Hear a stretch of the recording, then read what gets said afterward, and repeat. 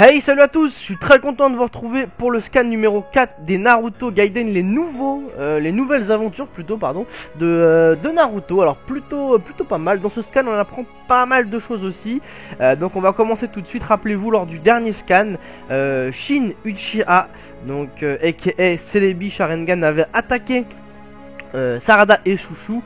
Bien sûr Naruto était venu à la rescousse pour les défendre, et un combat allait justement éclater entre Naruto et ce petit Shin. Alors Shin développe son Mangekyo Sharingan, donc ce qui nous fait nous poser encore beaucoup de questions sur l'identité de ce personnage, ce qui force Naruto lui aussi à dégainer son pouvoir. Donc un tout petit échauffouré s'ensuit, bien évidemment. Naruto est largement au-dessus et force donc Shin à battre en retraite. On voit le petit Pokémon qui arrive, le petit Pokémon avec le Sharingan, qui justement dit à Shin qu'il n'est pas de taille et qu'il faudrait mieux se barrer, et il utilise le Jikukan Ninjutsu sur lui, à savoir la technique de Tobi, hein, l'œil de Tobi, la technique donc de l'espace-temps, la technique que partageaient donc Obito et Kakashi, donc Kakashi en tant que Kamui et Tobi, Obito, etc. Il l'utilisait lui plutôt en tant que Jikukan Ninjutsu pour se téléporter lui-même ou pour téléporter les ennemis dans un monde parallèle. Voilà. Alors du coup des questions se posent, hein, puisque ce pouvoir, ils étaient pas 50 à l'avoir. Donc bon, on sait pas. J'ai peut-être une petite théorie sur l'identité du personnage masqué, j'ai envie de dire, le personnage plutôt qui avait une cape lors du scan précédent et qui envoie justement Shin et le petit Pokémon capturer Sarada. Donc j'en parlerai plutôt à la fin du scan de ma petite théorie. Enfin bref, Naruto donc a sauvé Chouchou et Sarada, et il décide de poursuivre son périple avec les deux petites à leur côté. Voilà, de cette façon Sarada pourra rencontrer son père en même temps. Donc c'est parti, les trois s'en vont. Alors Chouchou est toujours dans son délire de père, etc. Bon, Naruto il comprend pas du tout d'ailleurs, il se dit mais qu'est-ce qu'elle raconte celle-là, il comprend pas vraiment puisqu'elle raconte un peu n'importe quoi. Elle est persuadée, donc comme vous le savez, que ses parents, donc Shoji et la dame Karui je crois s'appelle, que ce ne sont pas ses vrais parents, alors qu'elle leur ressemble comme deux gouttes d'eau. Donc bon, il la laisse un peu dans son délire et il se concentre plutôt sur Sarada, puisque ça se voit qu'il a envie de l'aider. S'ensuit quelques explications, donc elle lui demande comment est son père et tout, donc Naruto en parle un peu. C'est assez marrant quand il en parle, parce qu'on dirait qu'il n'y a pas beaucoup de temps qui sont passés finalement entre ce qu'il raconte et l'académie. À l'époque, c'était il y a, rendez-vous compte, l'académie Naruto, quand il rencontre Sasuke, c'était mais il y a des années. Alors il en parle, c'est marrant, il dit que Sasuke était au-dessus de tout le monde, un peu comme lui, etc. On voit vraiment le petit écart qu'il y avait entre deux, et il a toujours pas avalé ça, c'est plutôt marrant. On voit que Naruto a gardé son caractère un petit peu, comment dire, un petit peu jaloux, voilà, de Sasuke. Et il dit à un moment très intéressant, il dit que donc c'est toujours son rival. Donc je pense vraiment que dans les futurs scans, peut-être pas maintenant, mais dans les futurs scans, je pense qu'on aura peut-être un affrontement encore entre Naruto et Sasuke en tant que vieux rival. Je pense pas qu'ils auront la relation qu'a Kakashi avec Guy, qui sont aussi rivaux depuis très longtemps.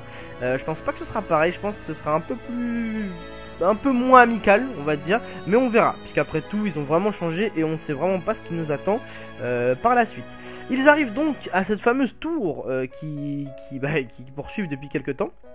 Ils y arrivent, ils vont voir Sasuke, et là on voit Sarada. Donc si je dis pas de bêtises, on la voit avec un petit Sharingan à un moment, tellement elle est émue de sentir qu'elle va rencontrer son père. Alors j'ai du mal à voir avec le dessin, mais je crois bien qu'elle a un petit Sharingan avec une virgule, si je dis pas de bêtises. Quoi qu'il en soit, elle arrive à rencontrer son père. C'est plutôt Sasuke qui arrive à elle plutôt. Alors Sasuke, je trouve qu'il a une classe incroyable. Alors c'est bizarre parce que quand j'avais vu sa coupe il y a quelques temps, je l'avais trouvé franchement pas beau du tout. J'avais trouvé sa coupe qu'elle était pas stylée. Et là quand je le vois, il me fait penser à un mix entre Madara et Sasuke. Et je le trouve super classe. Alors je sais pas si vous êtes d'accord avec ça, mais lors du scan, à la page, enfin une des pages où on voit Sasuke, il est assis, Sasuke, et quand il se relève, il a une tête justement où il regarde un petit peu par terre. Et là franchement on dirait quasiment Madara, et je trouve que ça lui donne une classe à Sasuke assez incroyable.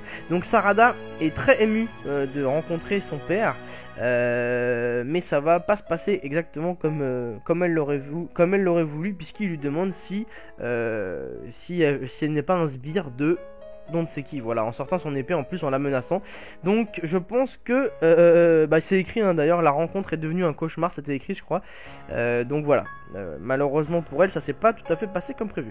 Alors Sasuke apparemment il est en tourmente, Sasuke apparemment, puisqu'il dit es-tu l'un de ces sales sbires?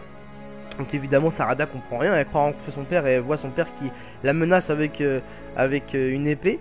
Donc je pense qu'il est poursuivi par qui, par quoi, peut-être par justement ce fameux homme avec la cape, je ne sais pas. En tout cas il se sent menacé, et on sait depuis quelque temps que Sasuke a passé son temps à voyager. Pendant tout ce temps, on sait qu'il a voyagé à droite à gauche, qu'il n'était jamais à Konoha. Donc il a dû bien évidemment se faire pas mal d'ennemis.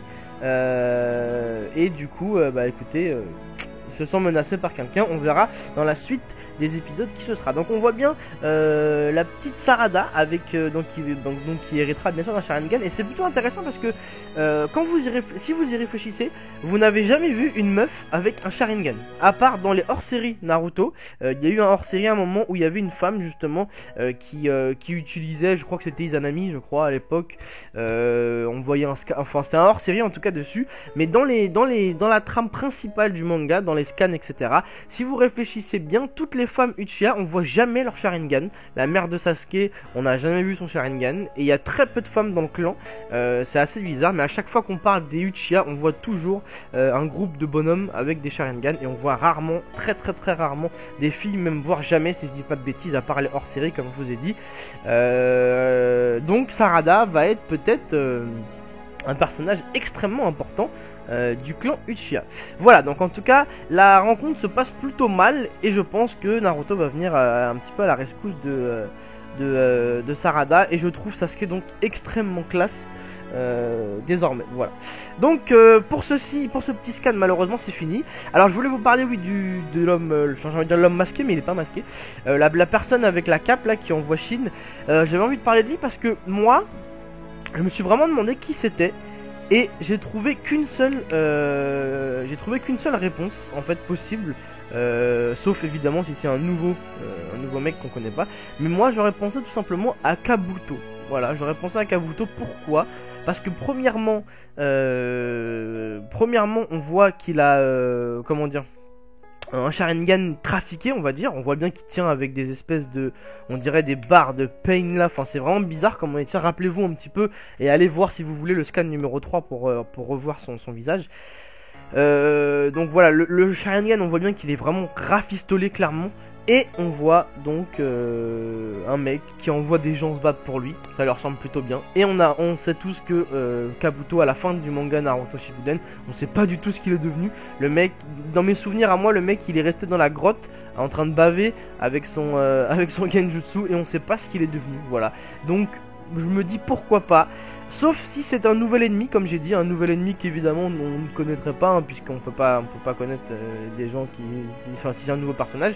Mais en tout cas, si c'est un ancien, je vois très bien Kabuto, franchement, il a toujours le seum contre Sasuke, parce qu'il a toujours eu le seum contre lui, et il est dans son délire. Là il s'est pas implanté des Sharingan, il a fait des tests de partout. Le petit Pokémon c'est peut-être une créature à lui qu'il a récupéré dans Zetsu, d'un truc je sais pas quoi, ça m'étonnerait pas du tout. Et du coup il envoie des sbires taper pour lui parce qu'il est naze comme d'habitude, et ça me rappelle voilà ce bon vieux Kabuto. Donc écoutez, c'est ma théorie pour le moment, qui n'est pas du tout officielle et qui n'est pas non plus qui n'a pas été, on va dire, induit par quelqu'un de Naruto, hein. C'est vraiment une pure spéculation personnelle. Donc écoutez, laissez-moi votre avis là-dessus, on sait jamais, peut-être qu'il y en a qui ont déjà pensé à ça aussi, je sais pas, hein.